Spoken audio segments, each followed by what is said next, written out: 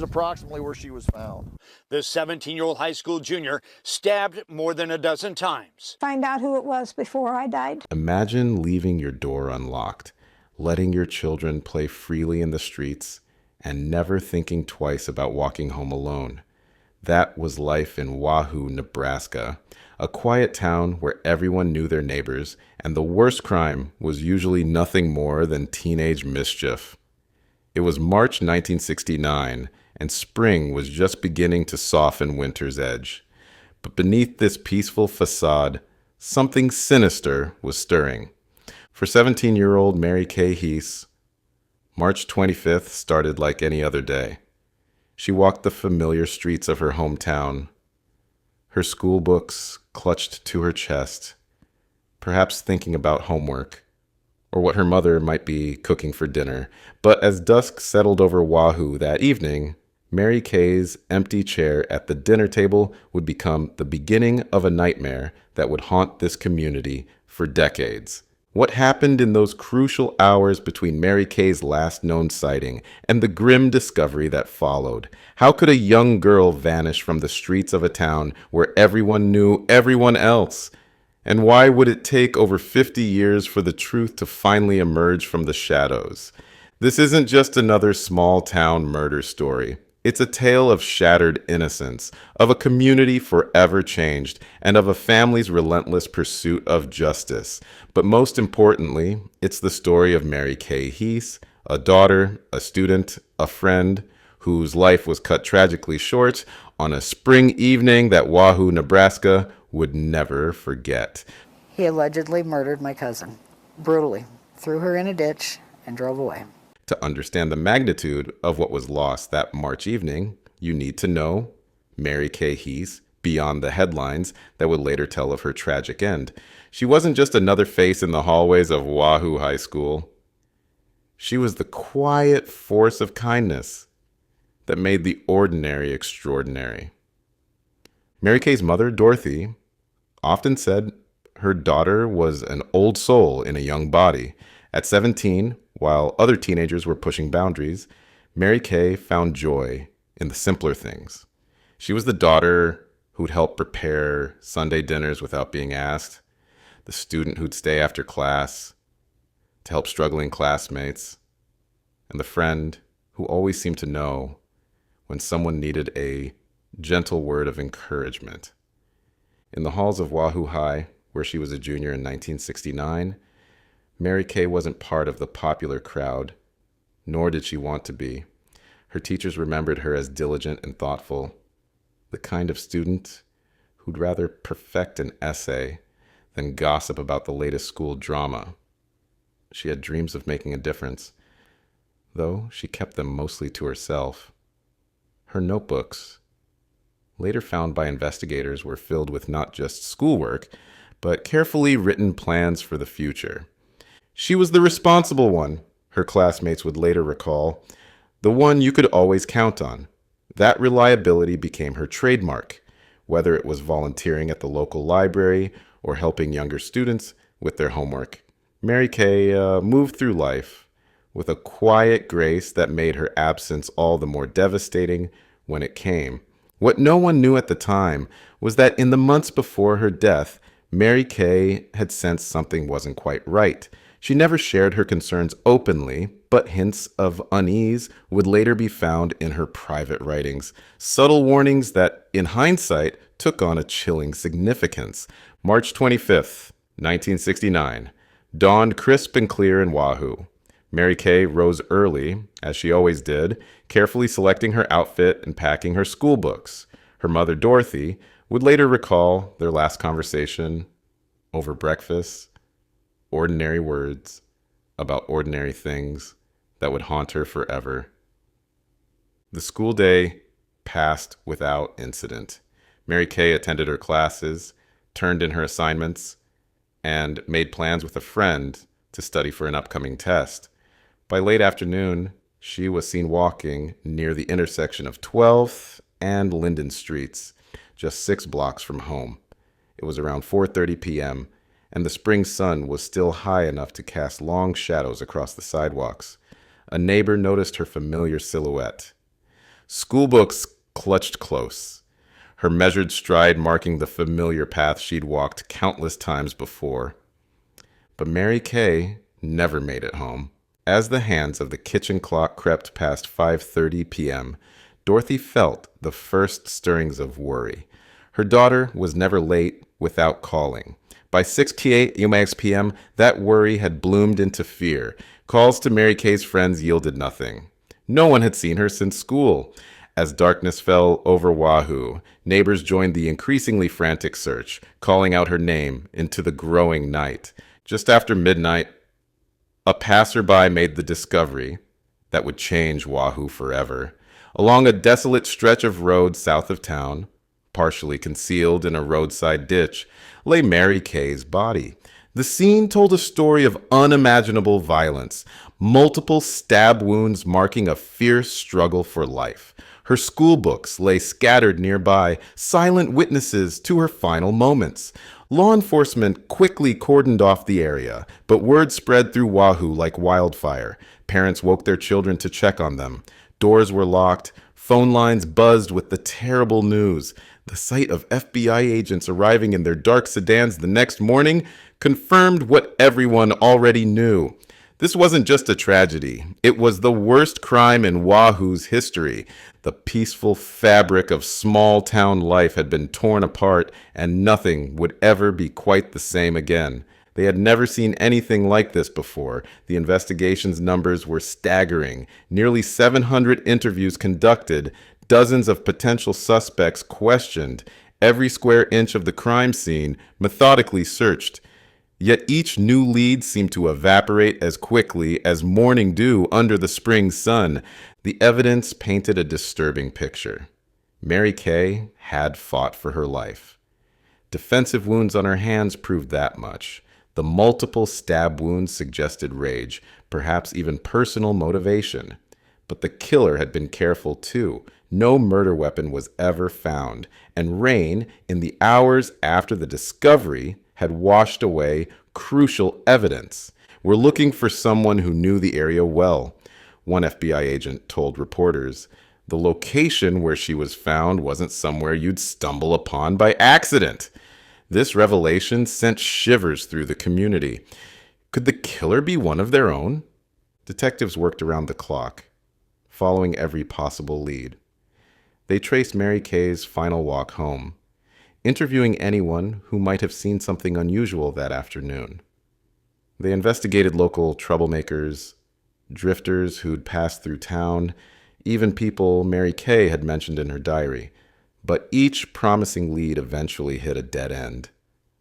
The most frustrating aspect for investigators was the timing. In broad daylight, on a route Mary Kay walked regularly, someone had managed to abduct and murder her without leaving behind a single reliable witness. How was that possible in a town where everyone knew everyone else?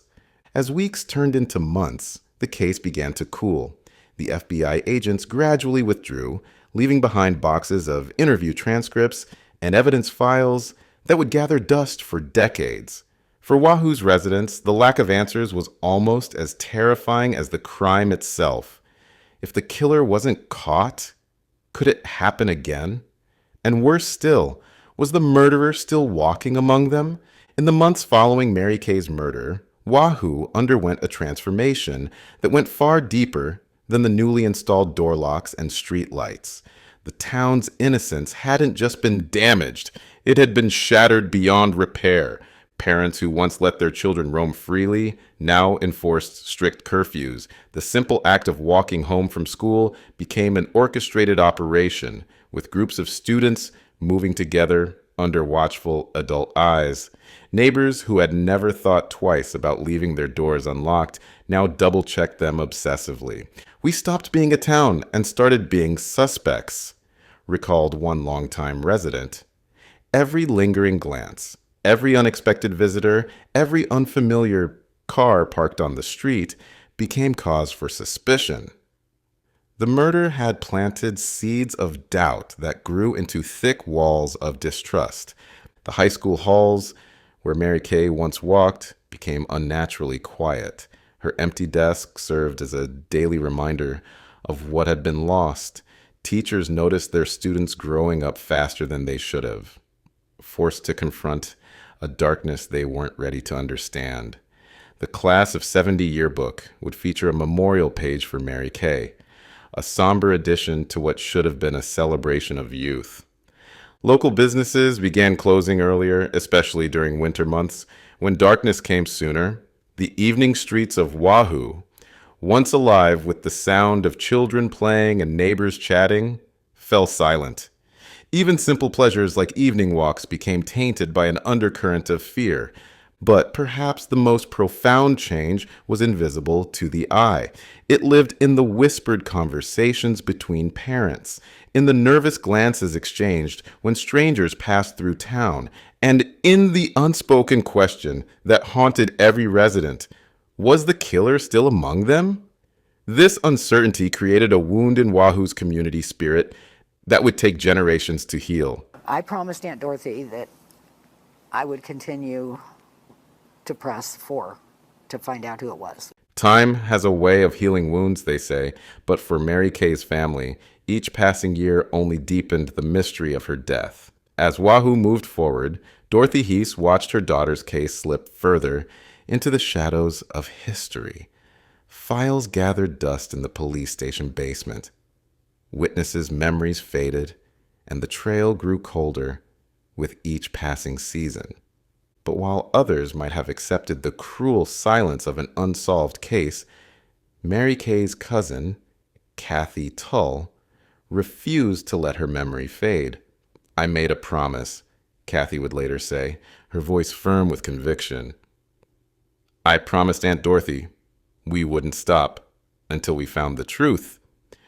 Dorothy Heese passed away without knowing who took her daughter's life, carrying that burden of uncertainty to her grave. For Kathy, her aunt's death only strengthened her resolve. She became a constant presence at the police station, making regular calls to investigators and refusing to let Mary Kay become just another cold case number. The years ticked by, 10, 20, 30, then 40. New detectives inherited the case files, each bringing fresh eyes but reaching the same dead ends. Some suggested it was time to let go, that too much time had passed. But Kathy's response never wavered. Time doesn't change what happened to Mary Kay. Throughout those decades of silence, Kathy kept meticulous records. She collected newspaper clippings, gathered family photos, and documented every conversation with law enforcement.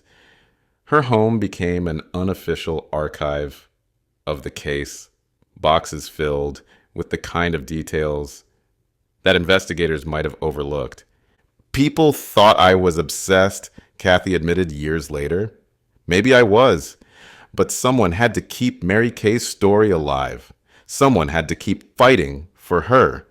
After decades of silence, 2024 brought a cascade of developments that would finally crack open the case that had haunted Wahoo for over half a century.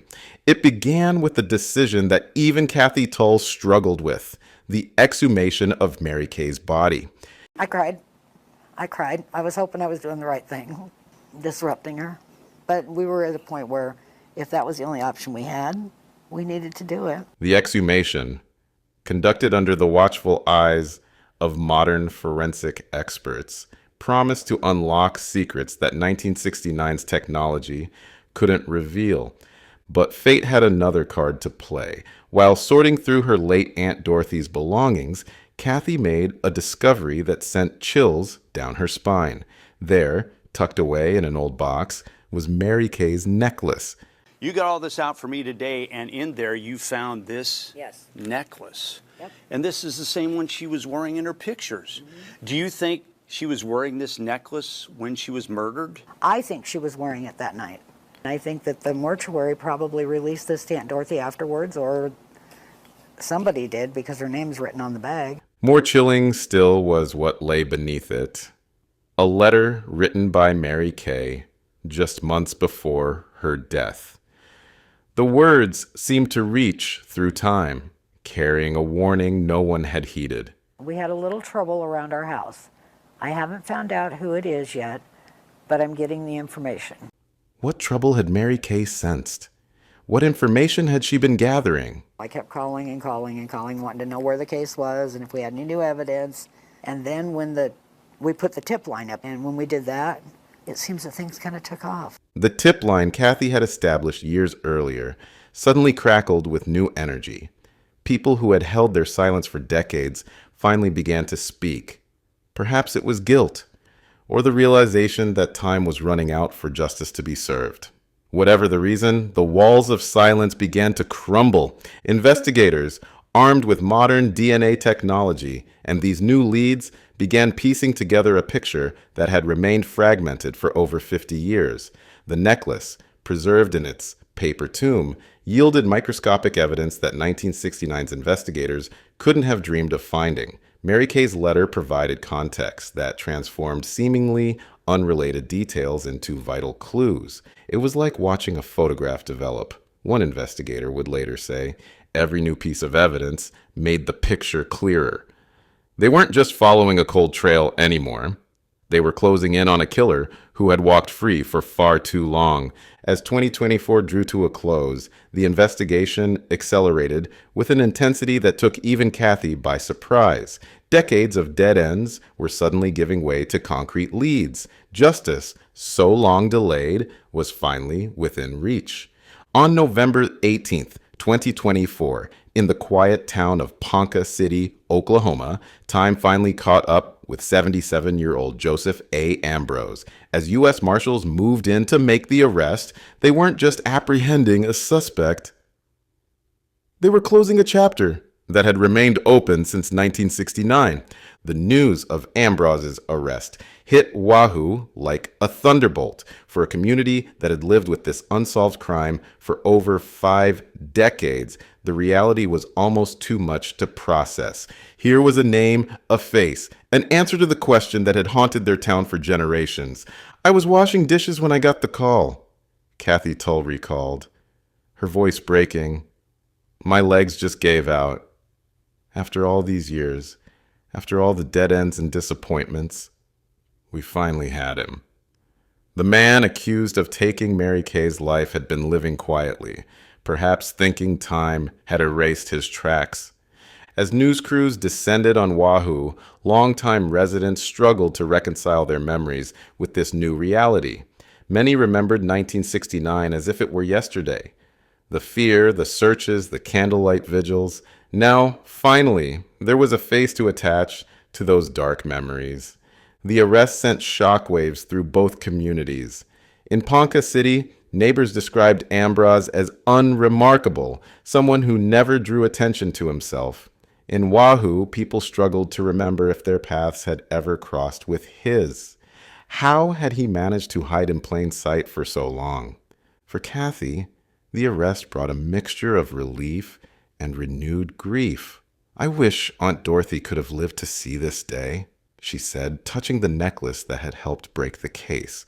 She never gave up hope that someday, somehow, we'd find the person who took Mary Kay from us.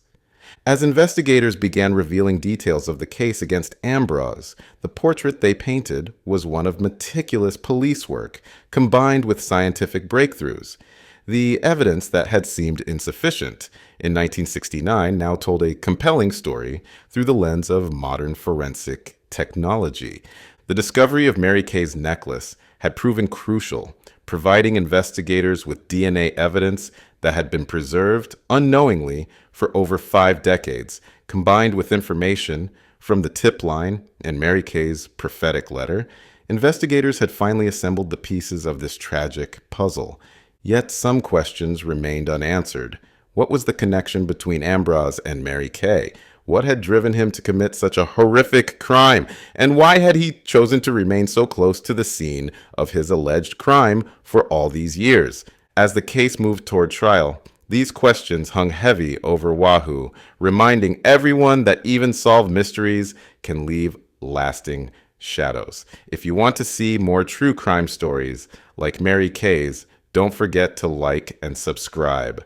This is definitely by far the oldest case that I've been associated with. We couldn't imagine anyone wanting to do anything like that to her. May 14th, 1976. A quiet street in Oklahoma City is shattered by an unthinkable discovery. Inside a modest duplex, 68-year-old Layla Mae Johnston, a loving grandmother, a retired social worker who spent her life helping others, lies dead. She has been raped and strangled in her own home. No forced entry. Nothing stolen. Just a senseless act of violence that would haunt her family and baffle investigators for decades. Her killer thought time was on his side. He thought the passing years would bury his crimes forever, but he didn't count on the relentless march of science or the dedication of detectives who refused to let Layla's case go cold. This is the story of how cutting-edge DNA technology finally gave voice to evidence that had waited patiently for nearly half a century. This is the story of how justice caught up with a killer, even from beyond the grave. I just couldn't believe it. After all these years, to finally have an answer. But before we dive deeper into the mystery, I'd like to ask you a small favor. The statistics show that more than 70% of you watching aren't subscribed to the channel yet. If you're enjoying these deep dives into true crime and want to stay updated on future cases, please consider subscribing. It really helps the channel grow and ensure you don't miss out on any new videos. Oklahoma City in 1976 was a place where people still left their doors unlocked, where neighbors knew each other by name, and where violent crime was something that happened somewhere else. The 3600 block of N. Robinson Avenue was lined with modest duplexes, each housing families who had built their lives around trust and community. Among them lived Layla Mae Johnston, a 68-year-old grandmother whose life embodied the very best of that trusting era. Born in Texas during the tumultuous years following World War I, Layla had built a life dedicated to service. Until just months before her death, she worked at the state welfare department, where colleagues remembered her as the kind of person who would stay late to help a family in need. Her retirement should have been the beginning of her golden years, a time to focus on the simple joys she loved most: sewing clothes for her grandchildren, tending to her small garden, and sharing stories over afternoon tea. Those who knew Layla described her as the heartbeat of her family. Her granddaughter would later recall how visits to grandmother's duplex were a weekly highlight, filled with the warmth of fresh-baked cookies and the gentle whir of her sewing machine. She was always making something for someone, her granddaughter remembered. That's just who she was. Always giving, always caring. My grandmother was a very loving, caring person. She sewed fantastic. She made all my school clothes. She cared for her yard and her home. We would visit at least once a week, just spending time with her, telling stories. I felt that she was an integral part of my life. Her home reflected her character, modest but meticulously maintained, with curtains she'd sewn herself and family photos adorning every wall. The ground floor duplex wasn't fancy, but to Layla, it was paradise. She had created a sanctuary where family gathered, where neighborhood children knew they could find a sympathetic ear, and where her own boundless love for others shone through in every detail.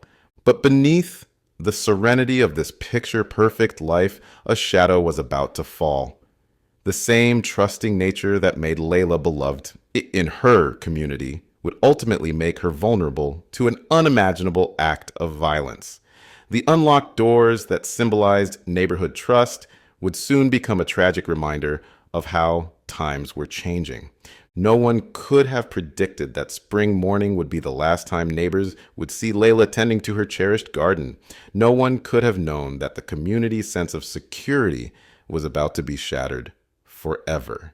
The stage was set for a tragedy that would not only claim an innocent life, but would also launch one of Oklahoma's most enduring mysteries. Officers get a call to a resident inside of her duplex found by the neighbors. The morning of May 14th, 1976 began like any other on N. Robinson Avenue. The spring air was warm, birds were chirping, and neighbors went about their usual routines. But something was off. Layla's curtains remained drawn well past her usual wake-up time. Her morning ritual of checking the mail and watering her beloved garden never happened. The absence of these small, everyday movements sent ripples of concern through the close-knit community. By afternoon, the worry had grown into genuine fear.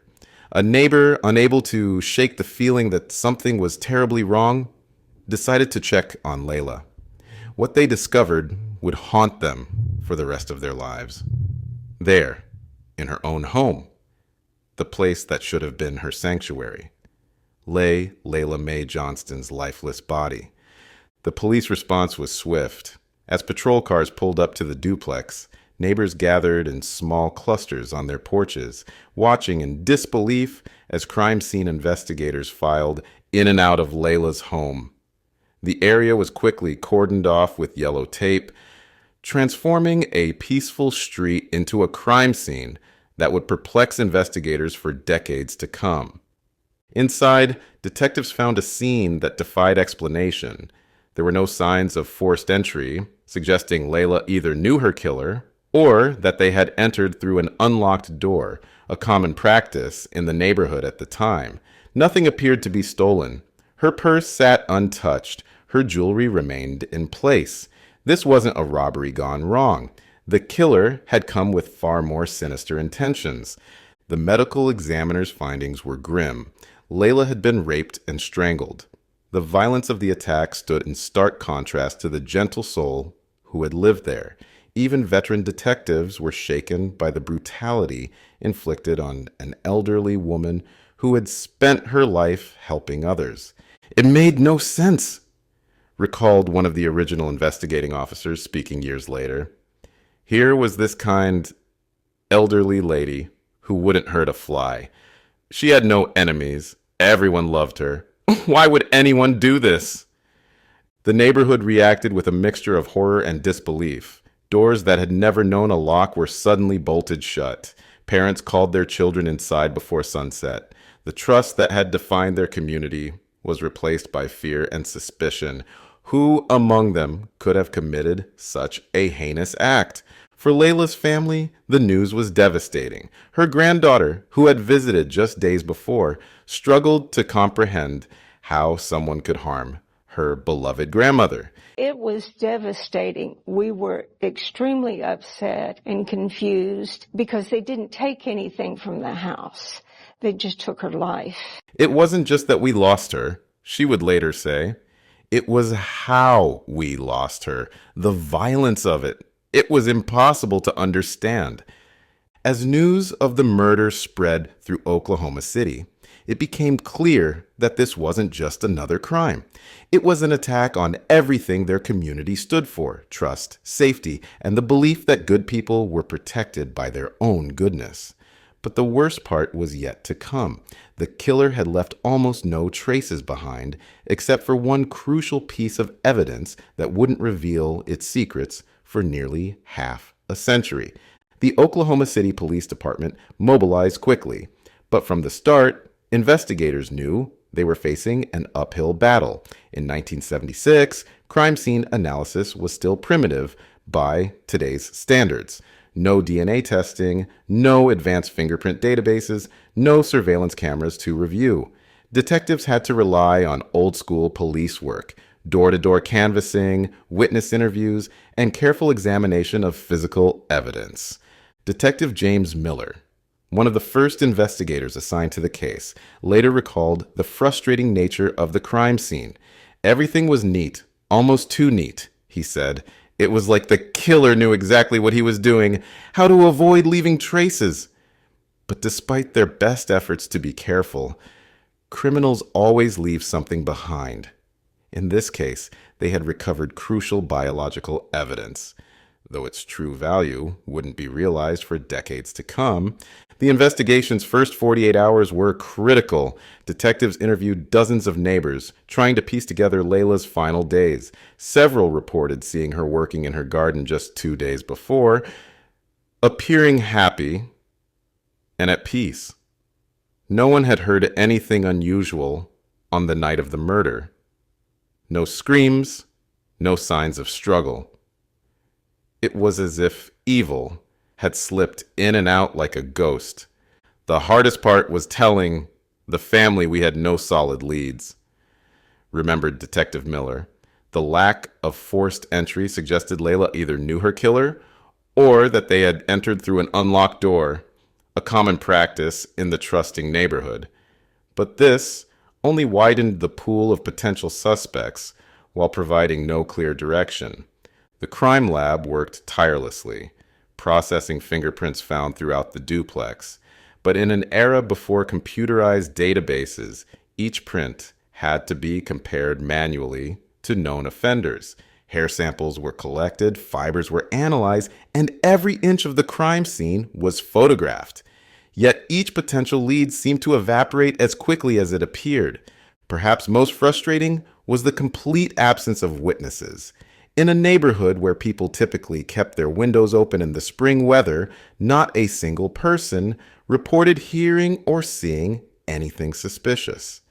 It was as if the killer had chosen his moment perfectly, striking when the street was at its quietest.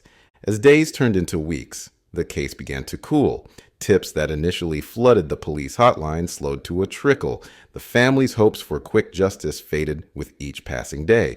But unknown to everyone at the time, the most important piece of evidence, that crucial biological sample, had been carefully preserved, waiting for science to catch up with justice.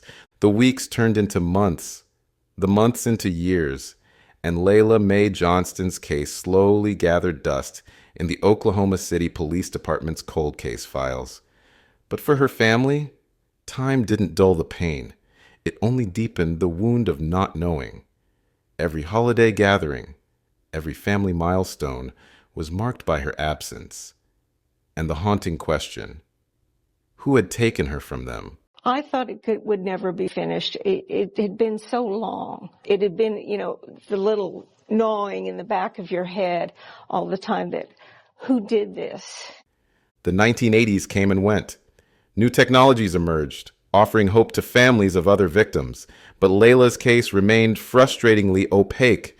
Her file would occasionally be pulled out when similar crimes occurred or when a new detective took interest.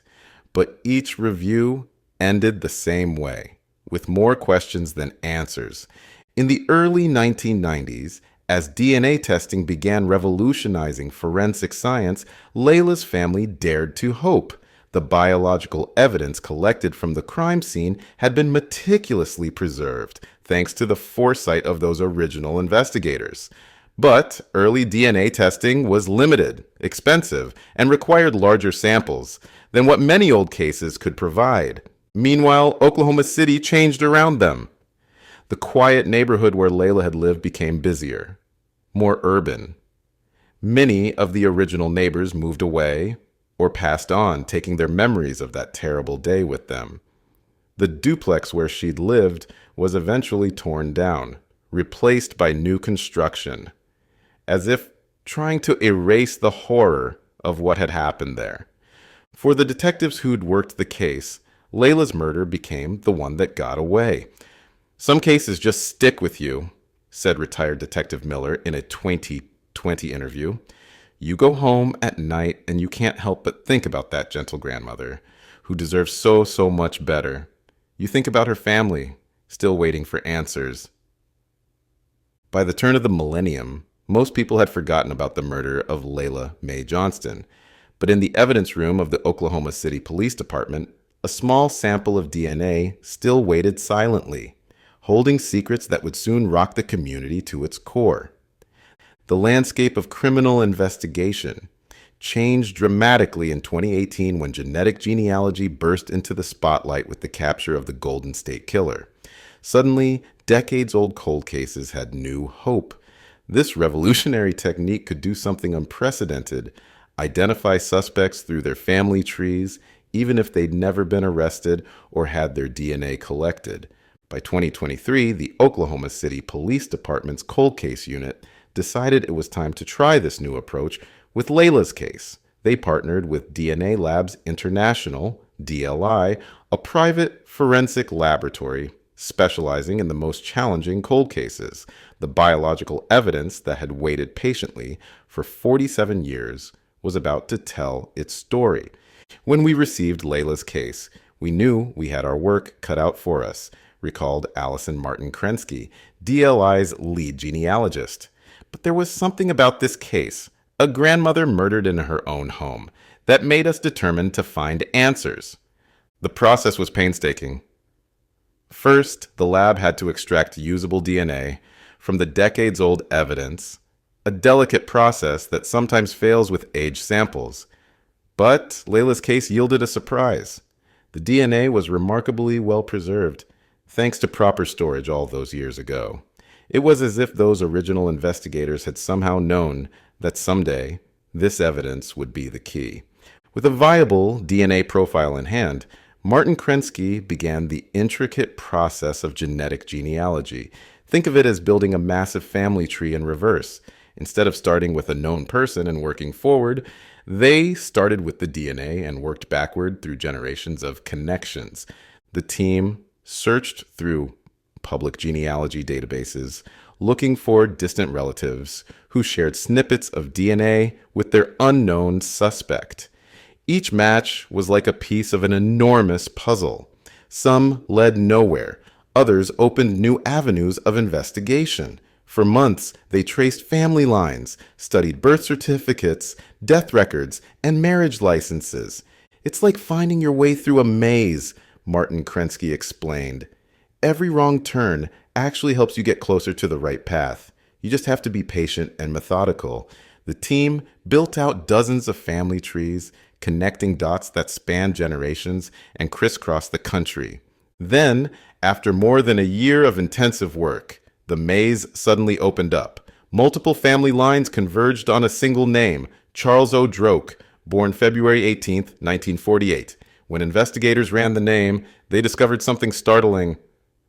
Droke had been dead since 1989, killed by his own brother shortly after the latter's release from prison. But in 1976, Charles Droke had been very much alive, and as investigators were about to confirm, he had been in Oklahoma City, just blocks from Layla's duplex, on that fateful May evening. Charles O. Droke was no stranger to violence.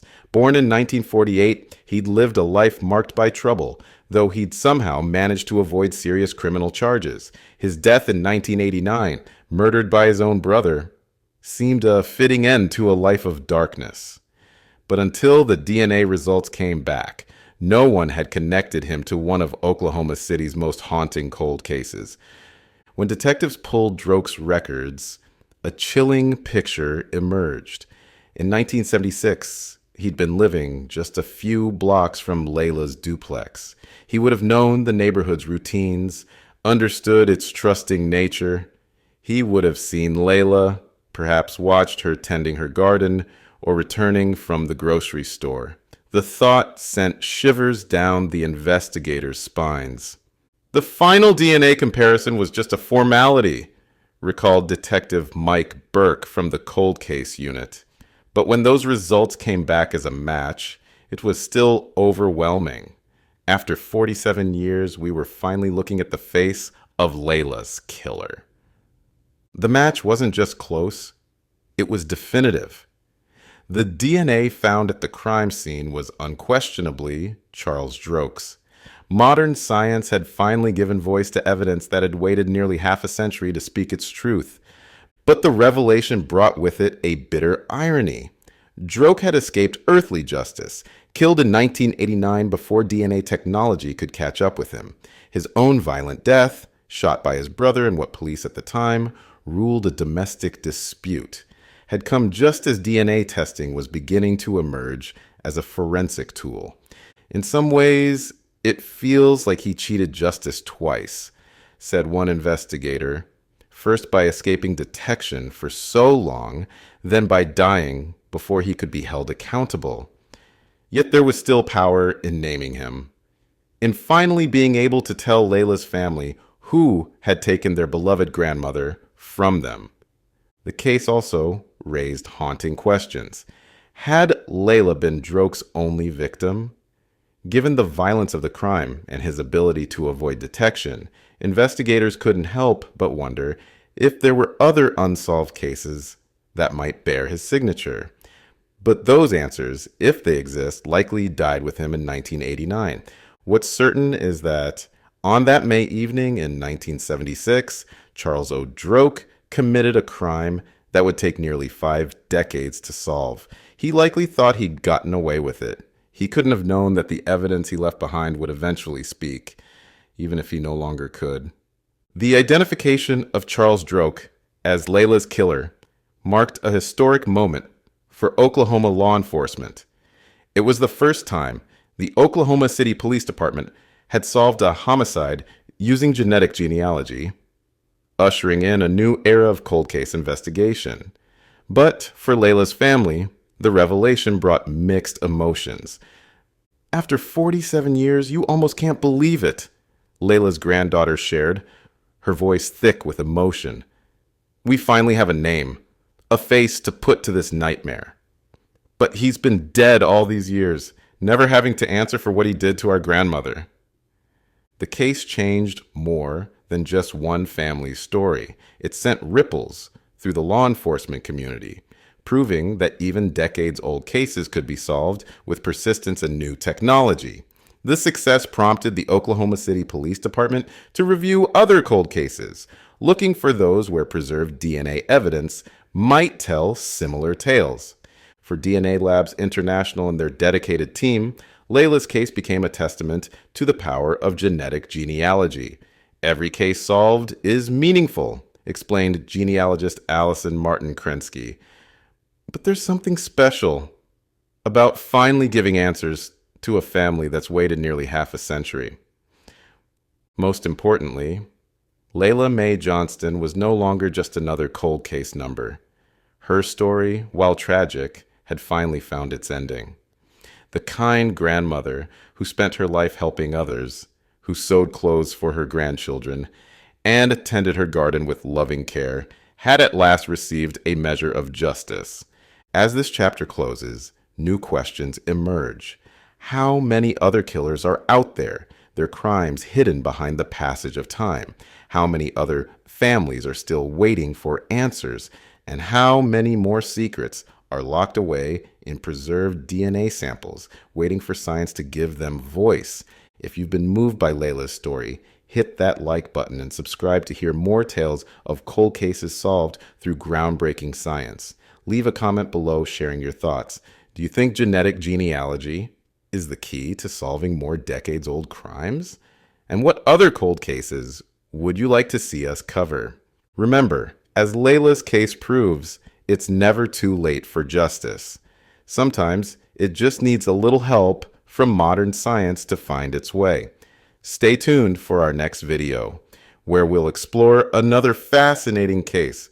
2 pipe bomb explosions, one in Emeryville, the other in Pleasanton, cities unaccustomed to such violence. The feds were brought in, and soon they turned their sights on an animal rights activist. 2 explosions shattered the morning calm at Chiron Corporation in Emeryville, California. The first blast rocked the entrance, sending debris flying across the campus. But it was the second explosion, timed to detonate just as first responders arrived, that revealed the bomber's true intentions. This wasn't just destruction, it was an attempt to kill. The mastermind behind these attacks wasn't your typical bomber. No history of violence, no criminal record, no red flags. Instead, Daniel Andreas San Diego was a clean-cut computer expert from an affluent family, raised in one of California's wealthiest communities. The son of a city manager, educated in the best schools, he seemed destined for success in Silicon Valley. So how did this privileged tech expert become the first domestic terrorist on the FBI's most wanted list? For 21 years, San Diego would elude capture, slipping through FBI dragnets and surfacing in countries across the globe. His technical expertise, sailing skills, and network of sympathizers helped him stay one step ahead of the law. That is, until November 2024, when his luck finally ran out in the most unexpected place, a quiet village in Wales. This is the story of how animal rights activism twisted into domestic terrorism, how a man vanished for 2 decades despite being one of America's most wanted fugitives, and how justice finally caught up with him. It's a tale that forces us to ask, what turns idealism into extremism? And can someone really disappear in our modern connected world? Is he rise to the stature of Osama bin Laden? No. But indeed, 3 acts of a violent act where improvised explosive devices were used, where potentially someone could have been seriously injured and or killed. Before we dive deeper into the mystery, I'd like to ask for a small favor. The statistics show that more than 70% of you watching aren't subscribed to the channel yet. If you're enjoying these deep dives into true crime and want to stay updated on future cases, please consider subscribing. It really helps the channel grow and ensures you don't miss out on any new videos. Now, without further ado, let's get back to the case. Berkeley, California, 1978. While the rest of the country grappled with economic uncertainty, the San Diego family welcomed their son Daniel into a world of privilege and opportunity. His father, Ed San Diego, wasn't just another Bay Area professional. He was the city manager of Belvedere, an exclusive enclave where multi-million-dollar homes overlook the San Francisco Bay. Young Daniel would want for nothing growing up in nearby Marin County, a region known for its progressive politics and stunning landscapes. On the surface, Daniel's early years painted a picture of suburban perfection. Friends and neighbors described him as intellectually gifted, particularly drawn to technology and sailing. He excelled in local schools, showing promise that seemed to justify his privileged upbringing. There were no signs, no warnings of the radical path he would eventually choose. But Marin County's progressive atmosphere may have planted the first seeds of his future activism.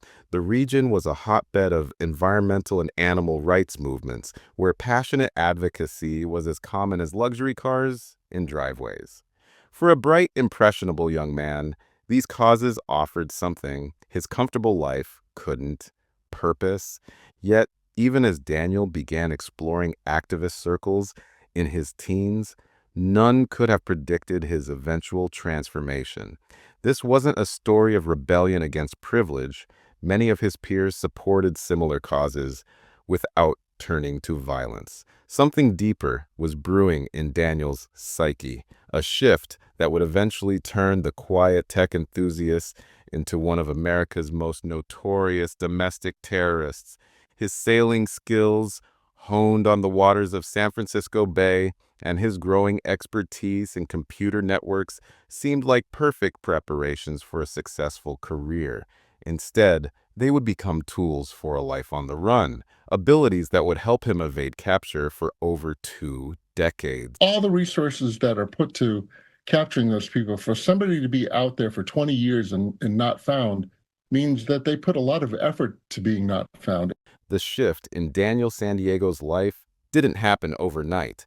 Like water gradually eroding stone, his transformation from privileged tech expert to domestic terrorist was subtle but relentless. By his early 20s, the sailing enthusiast, who once seemed destined for Silicon Valley success, had become deeply immersed in the animal rights movement. But while many activists chose peaceful protest, San Diego was drawn to a darker path. His first step seemed innocent enough. He adopted a vegan lifestyle, a common choice in the Bay Area's progressive circles. But for San Diego, veganism wasn't just about personal health or environmental consciousness.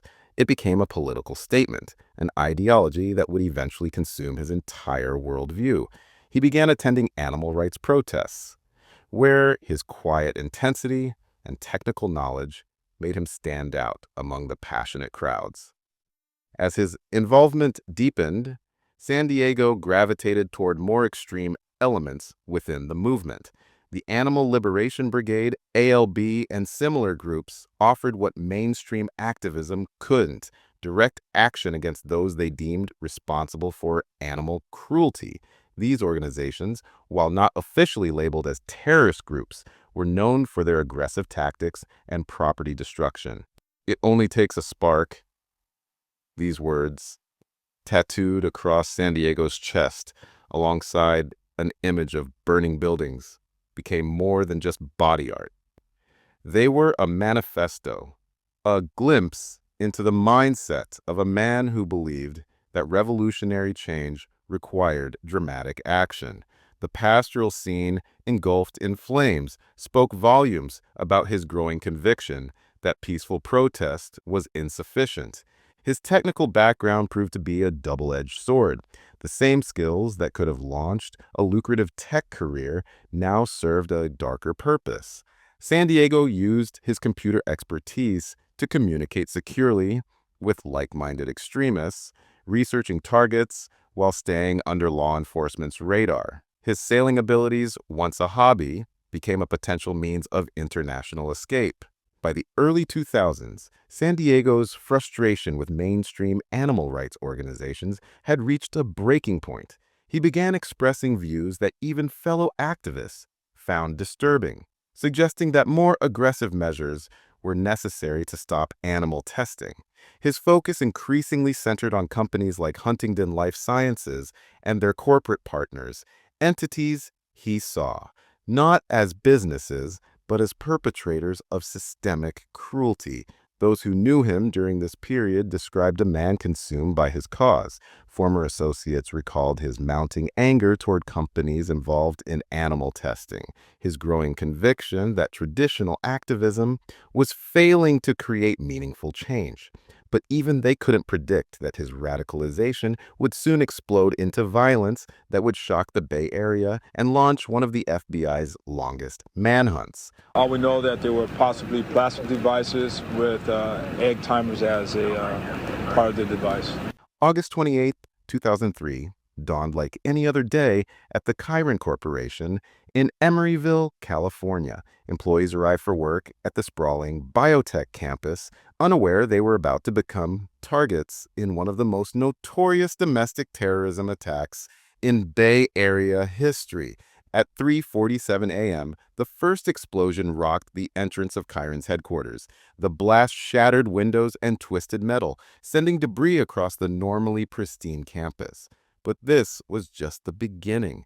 The bomber had planned something far more sinister. Approximately an hour later, a second device detonated in the parking lot, a calculated attempt to harm first responders who had arrived to investigate the initial explosion. The level of sophistication was alarming, recalled Sharif Ibrahim, a member of the UC Berkeley bomb squad at the time. Anyone who uses a timing device for a bomb makes a sophisticated bomb. The devices had plastic casings and egg timers. This wasn't amateur work. Whoever built these bombs knew exactly what they were doing. The attack sent shockwaves through the quiet community of Emeryville. Chiron, a major employer in the area, had been targeted for one reason: its business ties to Huntington Life Sciences, a research laboratory that conducted animal testing. But worse was yet to come. Less than a month later, on September 26th, the bomber struck again. This time, the target was Shackley Corporation in Pleasanton, another company with connections to Huntington. The device was even more dangerous than those used at Chiron, packed with nails to maximize casualties. Only luck prevented loss of life. Hours after each bombing, a group calling itself the Revolutionary Cells Animal Liberation Brigade, RCALB, claimed responsibility. Their message was chilling. These bombings are a warning. Sever your ties with Huntington Life Sciences, or face the consequences. Former FBI spokesperson Andrew Black later reflected on the investigation's urgency. This case was of great interest to the FBI. We had recently solved the Unabomb investigation, and bombings were of serious concern to the FBI in trying to solve them. The sophistication of these devices, particularly the attempt to target first responders, made it clear we were dealing with a serious threat to public safety. The bombings marked a disturbing escalation in eco-terrorism. While groups like the Animal Liberation Front had a history of property destruction, these attacks showed a clear intent to harm or kill. The bomber had crossed a line that even many radical activists wouldn't dare approach. It is a matter of time before someone is killed, and that's a very sobering thought. As federal agents swarmed both bombing sites, they found evidence of meticulous planning.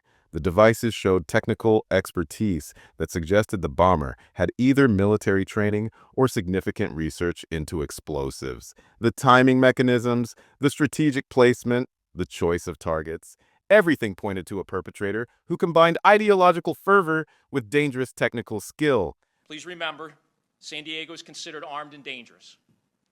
If you have information concerning San Diego, please do not take independent action. We ask anyone with information on this individual or his location, contact your local FBI office or the nearest American embassy or consulate. The business community was terrified. Companies with even tangential connections to animal testing began reinforcing security. Employees at research facilities started checking under their cars before starting them. The bomber had succeeded in one goal: creating an atmosphere of fear. The FBI's investigation into the bombings moved swiftly. Surveillance footage from Chiron provided their first breakthrough: grainy images of a man walking near the building shortly before the explosions. But it was what agents discovered about this suspect that left them stunned. The bomber wasn't some hardened criminal or experienced explosives expert. He was Daniel Andreas San Diego, a 25-year-old computer specialist from an affluent family. The profile didn't fit our typical bombing suspect, former FBI agent Gil Torres recalled. Here was this clean-cut guy from Marin County, someone who could have had a successful career in Silicon Valley. Instead, he was building bombs with kill switches and shrapnel. The evidence against San Diego mounted quickly. His technical background explained the sophisticated timing mechanisms in the bombs. His connections to animal rights groups aligned with the RCALB's claims of responsibility. But what truly caught investigators' attention was his meticulous nature. The same precision that made him a skilled computer expert had gone into planning these attacks. Agents began tracking San Diego's movements, watching as he drove through San Francisco's busy streets. On October 6, 2003, they thought they had him. They tailed him to Market Street, where he parked his car and walked toward a Bay Area rapid transit BART station. What happened next would haunt investigators for the next 2 decades. He knew exactly what he was doing, Andrew Black, former FBI spokesperson, later explained. He parked his car, got out of his vehicle, and started walking down the street. And if I'm not mistaken, he went into a BART station, and that was the last time that we've seen him. The escape was a masterclass in evasion. San Diego had likely planned his exit route carefully, using the sprawling BART system to his advantage. By the time agents realized he'd slipped away, he was long gone. This wasn't just luck. It was the result of careful planning by someone who understood both technology and human behavior. The FBI's frustration was palpable. They had been close, so close to capturing one of their most wanted suspects.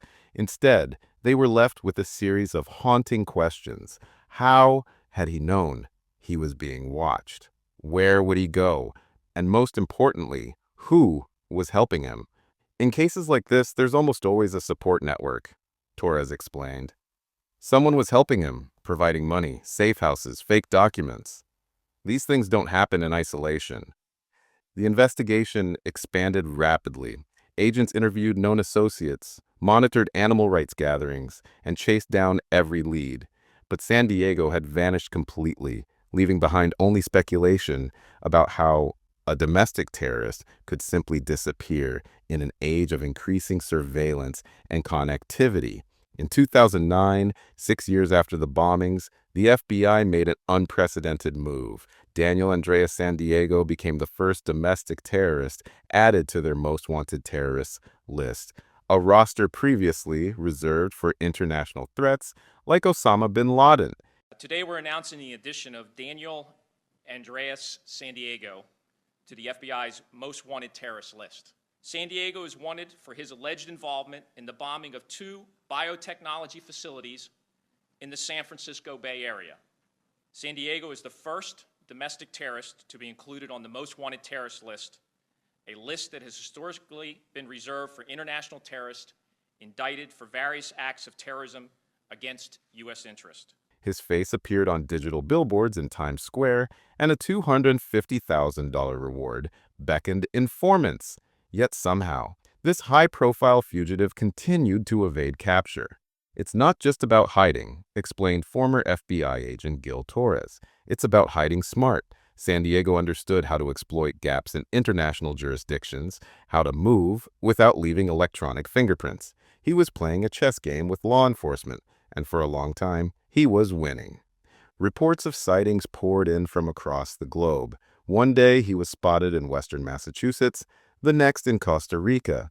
Tips placed him in Germany, Spain, France, even Hawaii. Each lead sent investigators scrambling, only to find their quarry had slipped away again. He was actually in so many places, this literally was... Just hopping around. Yeah, right. where in the world is On the Daniel run, San Diego? I mean, he was here, apparently, allegedly, there were tips in Boston, Costa Rica, all over the world, so they finally caught up to him at this point. His distinctive tattoos, particularly the burning pastoral scene with "It Only Takes a Spark," should have made him easy to identify. Instead, they became almost mythical markers of a man who seemed to exist everywhere and nowhere. San Diego's strict vegan lifestyle became both a signature and a survival tool. The FBI noted he would likely frequent specific types of stores and restaurants, but this dietary restriction also helped him blend into certain communities where alternative lifestyles were common. His sailing expertise raised concerns that he might be using maritime routes to cross borders undetected. He was disciplined, Andrew Black reflected. No credit cards, no phone calls to family, no social media. He understood that in our connected world, every digital interaction leaves a trace, so he simply went analog. Investigators believed San Diego received help from a network of sympathizers within the animal rights movement. Safe houses, false documents, and financial support didn't materialize from thin air. But proving these connections proved impossible. His supporters were as careful as he was. By the mid-2010s, the trail had grown cold. The FBI continued monitoring leads, but the immediacy of the hunt had faded. San Diego had achieved something remarkable in the modern era, near complete invisibility. His case became a textbook example of how determination, technical knowledge, and ideological support could help someone vanish, even in an age of unprecedented surveillance. Most fugitives make mistakes, Torres noted. They call home on Christmas, use a credit card during an emergency, or get sloppy with their false identity. San Diego didn't. His discipline was extraordinary. This discipline made him a ghost, living on the fringes of society, while the world's most sophisticated law enforcement agencies searched in vain. But even ghosts, as it turned out, leave footprints if you know where to look. After 21 years of shadows and speculation, Daniel Andreas San Diego's life as a fugitive ended in the most unlikely of places, a sleepy parish called Maenen in North Wales. The man who had outwitted the FBI for 2 decades was living in a white villa on the edge of dense woodlands, overlooking the picturesque Conwy Valley. His final hideout seemed almost poetically fitting, remote enough to avoid scrutiny, yet hiding in plain sight among the rolling Welsh hills. It's quite remote. You would never be able to find him, explained David Hughes, owner of the local Mainen Abbey Hotel. It's not even a village, it's a parish. There are only about 20 houses here. Nothing ever happens in Mainen until it did. Living under the alias Danny Webb, San Diego had crafted a carefully curated existence of solitude. Inside his rented house, the trappings of an ordinary life were evident. Men's clothes on a drying rack, a wetsuit hanging from the door, dishes left in the sink. But this carefully constructed normalcy was about to shatter. On November 25th, 2024, the quiet of Mainen was broken by the sudden arrival of armed officers from the UK's National Crime Agency, NCA. The operation, coordinated with North Wales Police, moved with swift precision. San Diego, the man who had evaded capture for so long, was finally cornered. It was completely out of the blue, recalled one resident. Suddenly there were officers everywhere. In Mainen, we don't even lock our doors. Then one morning, we discovered we'd been living next to one of America's most wanted terrorists. Personally, I thought he was Canadian because he was very quiet. Nothing against the Americans, but he wasn't very loud. He was very softly spoken. Yeah, he was a nice guy, but obviously not. I've been to a pub with him. My husband has gone climbing with him. We've spent quite a lot of time with him over the last few months, so he was clearly socialising and enjoying the environment. Despite his history of building bombs designed to kill, San Diego surrendered without resistance. The man who had once showcased such violent ideology now stood quietly as officers led him away. Inside his home, investigators found evidence of a life lived on the margins. Just enough possessions to exist, nothing to attract attention. Local residents, who had occasionally glimpsed their reclusive neighbor walking near the woods, were stunned to learn his true identity. He never went out much, one neighbor noted. His car was always parked on the drive. None of us had any idea. Even in the nearby town of Llanrwst, just 3 miles away, news of the arrest was met with disbelief. "It's remote enough here that you could hide for years without anyone noticing," remarked a local pub patron.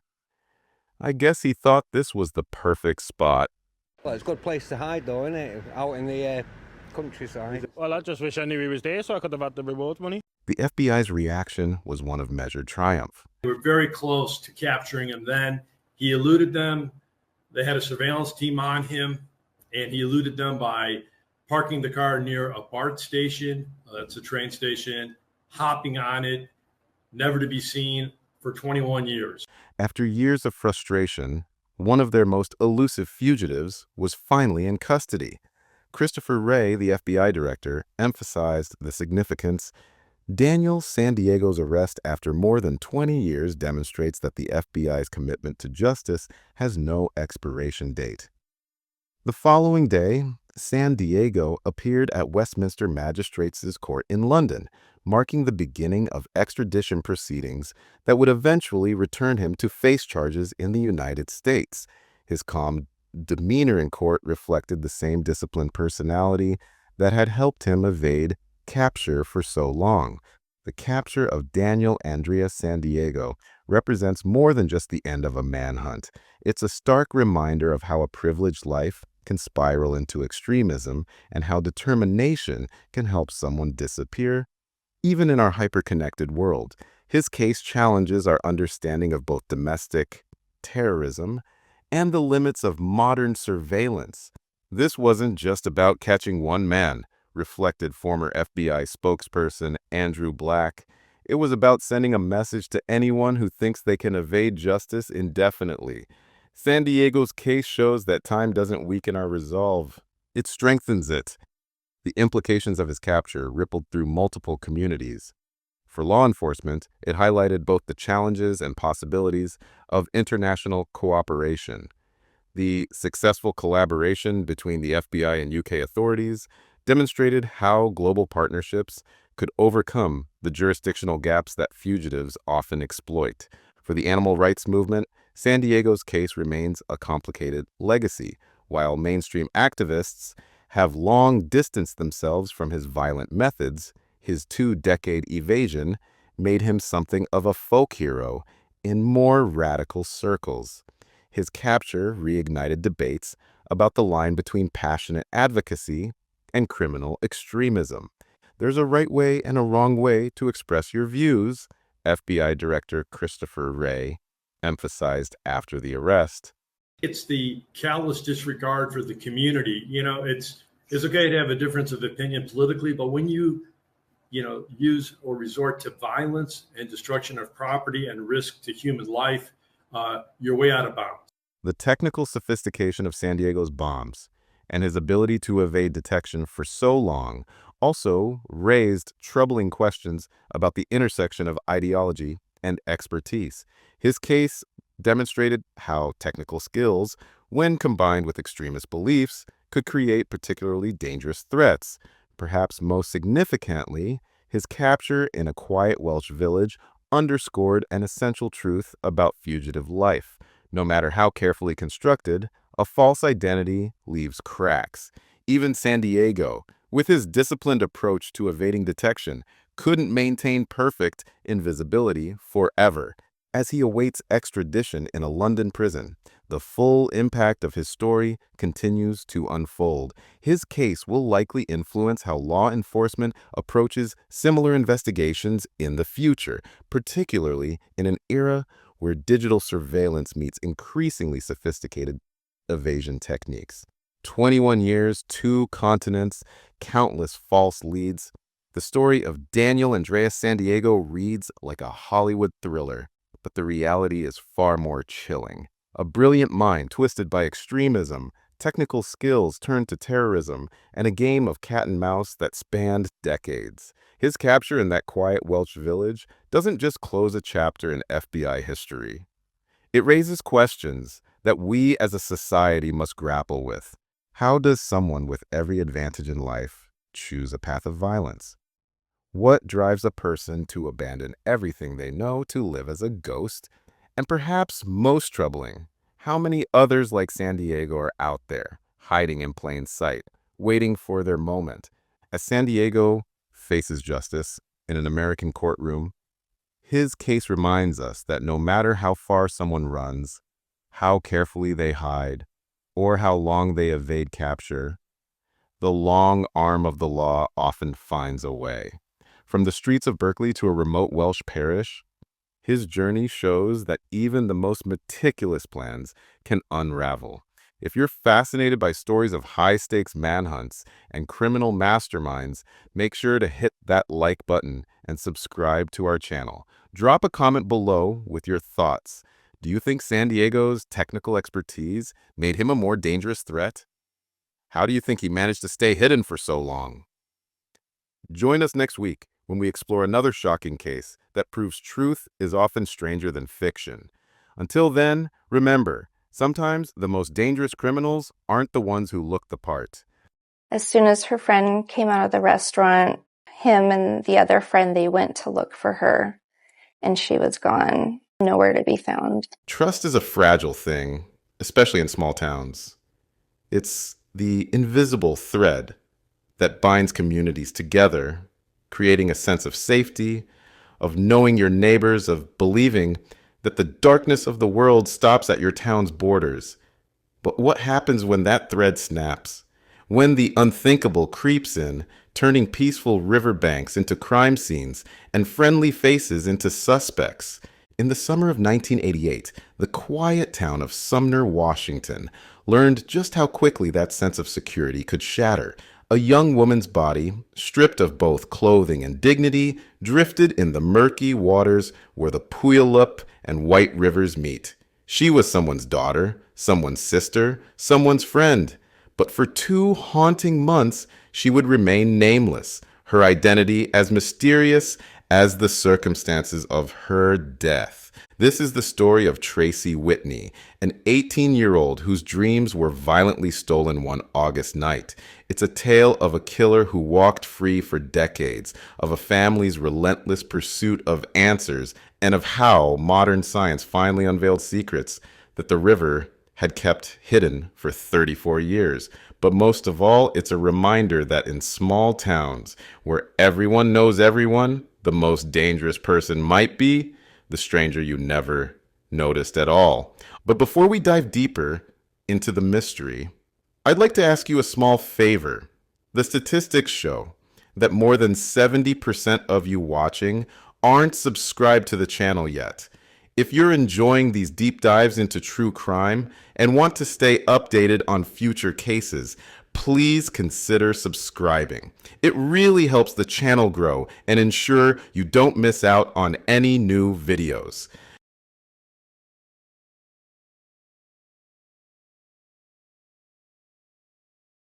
On August 28, 1988, the serene waters of the Puyallup River held a grim secret. Two fishermen, hoping for nothing more than a peaceful Sunday morning, became unwitting witnesses to a tragedy. Where the Puyallup and White Rivers converge, they spotted something that would haunt them forever. The nude body of a young woman floating face down in the murky waters. The discovery sent shockwaves through Pierce County. Sheriff's deputies rushed to secure the scene, their patrol cars shattering the Sunday morning quiet. The peaceful riverbank transformed into a hub of investigative activity. Yellow crime scene tape fluttering in the summer breeze. The victim showed clear signs of violence, her body bearing witness to her final moments. The complete absence of clothing or personal effects made it clear this was no accident.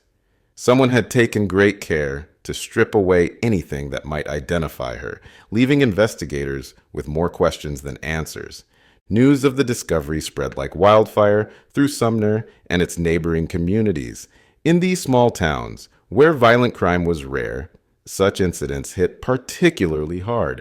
Parents kept their children closer, and neighbors eyed strangers with newfound suspicion. The community's sense of security, once taken for granted, now seemed as fragile as morning frost. Local media swarmed the scene, their evening broadcasts fueling speculation. Was this an isolated incident? Could there be more victims? And perhaps most terrifying, was the killer still among them? For detectives, these early hours were crucial. They meticulously documented every detail, searching for anything that might identify their Jane Doe. But the river had kept its secrets well. Her family remained unaware of her fate, not knowing their loved one lay in the county morgue. Who was Tracy? Where does she go? What does she do? Who does she hang out with? Who would possibly hurt her? Before she became a headline in one of Washington's most haunting cold cases, Tracy Jean Whitney was just a young woman standing on the threshold of adulthood. Born in 1970, she grew up in Washington State, the eldest daughter in a close-knit family. At 18, she was just beginning to write her own story, unaware that someone else would tragically pen its final chapter. Those who knew Tracy remember a quiet strength about her. She wasn't the type to command attention, but her presence had a way of making others feel at ease. Her sister Robin, just 11 when Tracy died, cherishes precious memories of an extraordinary big sister. In every birthday photo from my childhood, Robin would later recall, Tracy stands behind me, this protective presence, her face glowing with pride. She was the kind of sister who made even ordinary moments feel special. She's 7 years older than me. I don't remember a lot. Tracy was quiet, never really ever caused a problem. She had your normal childhood, good kid. Friends remember Tracy defying typical teenage stereotypes. Sweet and loyal were words often used to describe her, someone who would go out of her way to help others without expecting anything in return. Having recently graduated high school, she was navigating that delicate space between childhood and independence with remarkable grace. Tracy's last summer was filled with moments that seem ordinary until they become precious memories. She helped neighborhood kids with lemonade stands, spent evenings with friends, and made plans for her future. Her mother remembers Tracy's infectious laugh, how it could light up a room. She was good, her mother would later say, voice thick with emotion. Just genuinely good. The last clear memory Robin has of her sister is from her own 11th birthday party, weeks before Tracy's disappearance. When I was 11, she came over for my birthday party. This is how I last remember her. There was a twinkle in her eyes. She looked happy. I remember being upset because I hadn't seen her in a while and only truly beginning to know who she was. That birthday would become more than just a celebration. It would be the last time Robin would see her sister alive. Tracy's story could have been one of triumph, of a young woman coming into her own. She could have been the sister who watched Robin grow up, the daughter who made her parents proud, the friend who kept in touch over the years. Instead, her story became a reminder that even in the safest communities, darkness can find its way in. I was devastated, felt like my world had ended. It was just the worst moment of my life. August 27th, 1988, began as just another summer Saturday in Federal Way, Washington. The kind of day that should have melted into countless others in memory. Instead, it would become the day that changed everything for the Whitney family. It was the last day anyone would see Tracy alive. The evening started innocently enough. Tracy had gone to a local Burger King with friends, a typical weekend hangout spot for local teenagers.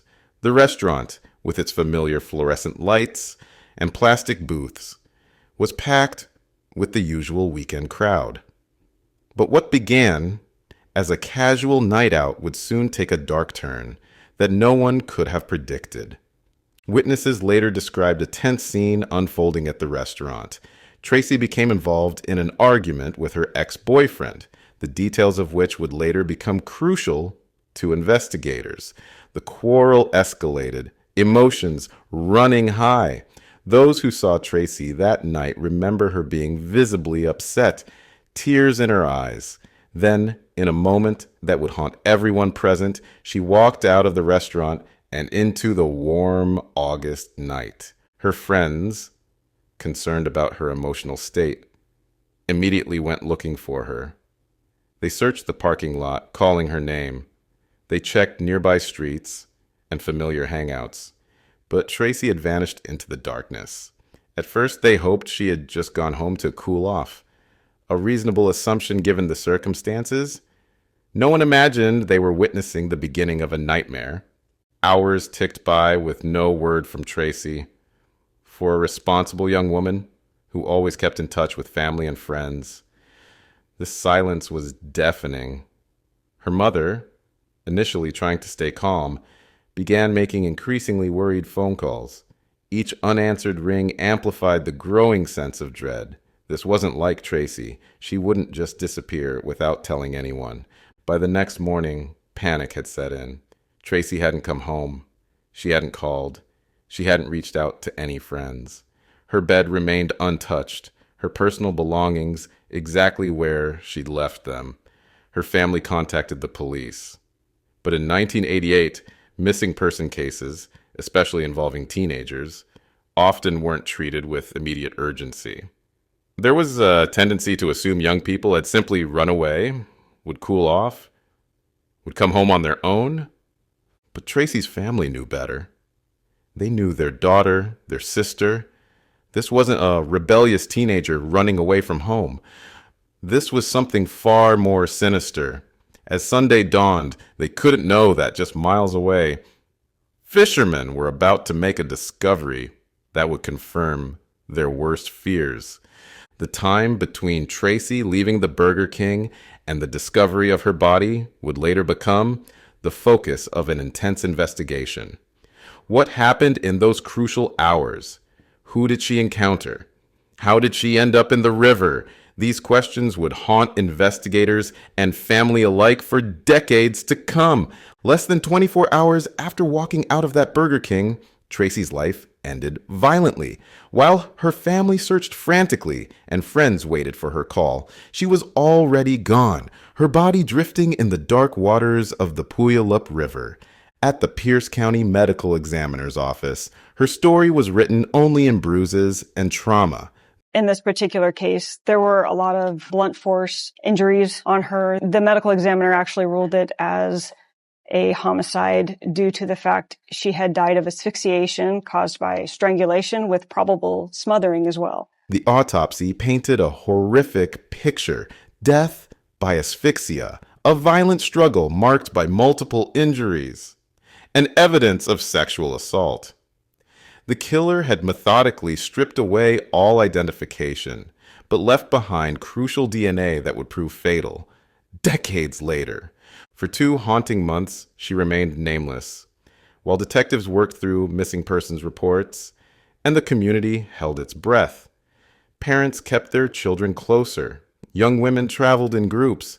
Everyone wondered, was there a predator among them? October 1988. Finally gave her back her name through dental records. The revelation stunned the community. Tracy wasn't just another statistic, she was one of their own. The investigation exploded into high gear with her ex-boyfriend as an immediate focus, but his alibi proved solid, and other suspects were gradually cleared. What baffled investigators most was the attack's random nature. With no cell phones or security cameras, crucial timeline gaps proved impossible to fill. Their killer had managed to abduct, assault, and murder Tracy without leaving a single witness, suggesting either incredible luck or chilling experience.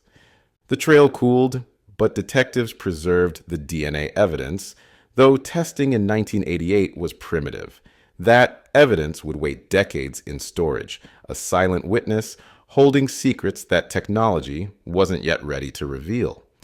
Tracy's family endured each day like a fresh wound, while her case joined Pierce County's growing stack of unsolved homicides. Yet the detectives never forgot. The brutality, Tracy's youth, the randomness, it all suggested a predator who might strike again. They knew he was out there, perhaps watching, perhaps waiting. And someday, somehow, the evidence they'd preserved would finally speak Tracy's truth. I don't think the grief will ever go away. It'll never go away. It's the first thing I think about when I get up in the morning, last thing I think about at night. I felt like somebody had reached down my throat and pulled my heart out. Time should heal all wounds, but for those connected to Tracy Whitney's case, the years only deepened the scars. As the 1990s dawned and her file joined Pierce County's growing stack of cold cases, the pain remained razor sharp, especially for her sister, Robin. Every milestone was like losing her all over again, Robin would later recall, her voice catching. Birthdays, Christmases, graduations, there was always an empty chair where Tracy should have been. Their mother kept a box of Tracy's belongings untouched, a time capsule of a life frozen at 18.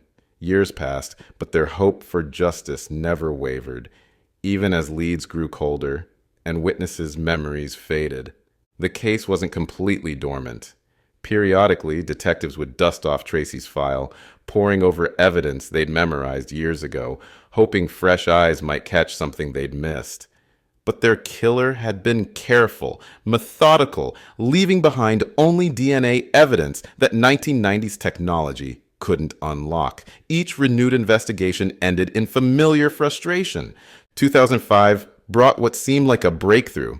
Tracy's DNA evidence was uploaded to CODIS, the FBI's revolutionary database linking crime scenes to offenders nationwide. Her family dared to hope again. I said, this is it. This is it. This is the break that we've been waiting for. But month after month, year after year, no matches appeared. Their killer remained a ghost, his DNA uncatalogued in any system. Behind the scenes, forensic science raced forward. What had been impossible in 1988 became routine by the 2000s. DNA testing grew more sophisticated, requiring mere traces to yield results that would have seemed like science fiction a decade earlier. I knew that with the new technology in DNA research, it was a good chance that we could get this solved. So that kind of gave me a hope. The original investigators' dedication in preserving evidence at a time when many departments routinely destroyed old samples would prove crucial. Robin refused to let her sister's case fade into obscurity. She became Tracy's tireless advocate, building relationships with detectives, attending cold case conferences, keeping the story alive in local media. "I promised myself people wouldn't forget her," Robin said. "Someone knew something. We just had to find them." Then in 2018, genetic genealogy exploded into public consciousness with the arrest of the Golden State Killer. Suddenly, cases that had seemed forever unsolvable had new hope. For Tracy's family, watching that case unfold felt like standing on the edge of a breakthrough.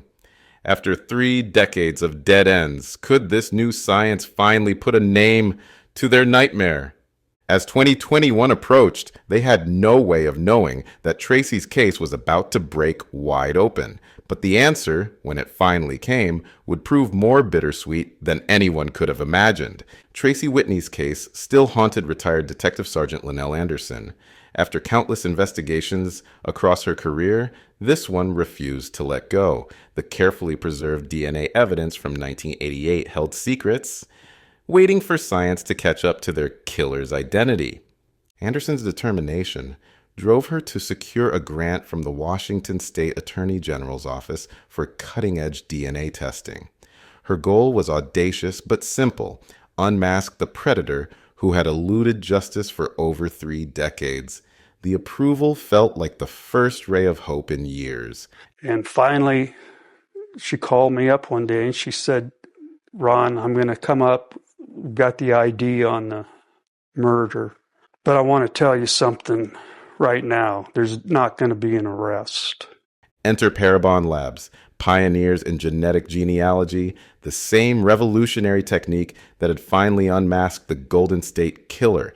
This wasn't standard DNA testing. It was genetic detective work on an unprecedented scale. In March 2022, Tracy's preserved evidence arrived at their lab, carrying with it the weight of 34 years of unanswered questions.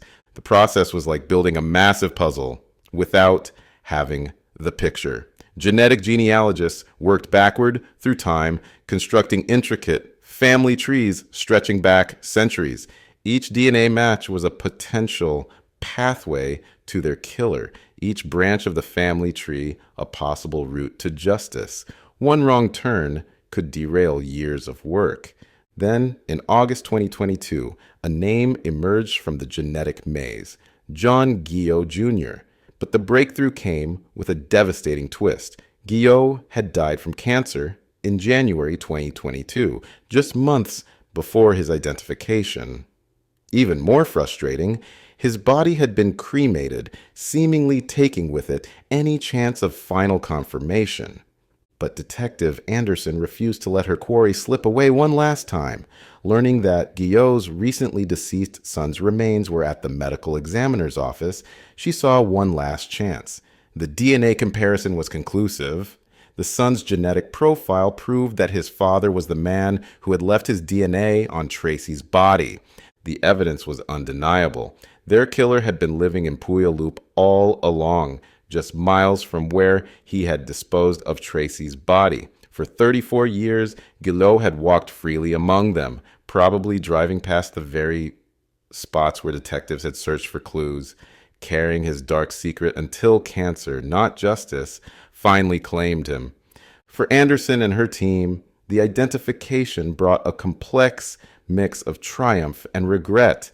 They had finally solved one of their most haunting cold cases, but Guillot would never face a jury, never have to confront Tracy's family, never have to answer for his crimes.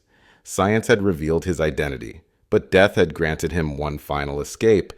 As investigators dug into John Guillot Jr.'s past, a disturbing portrait emerged that chilled them to the bone.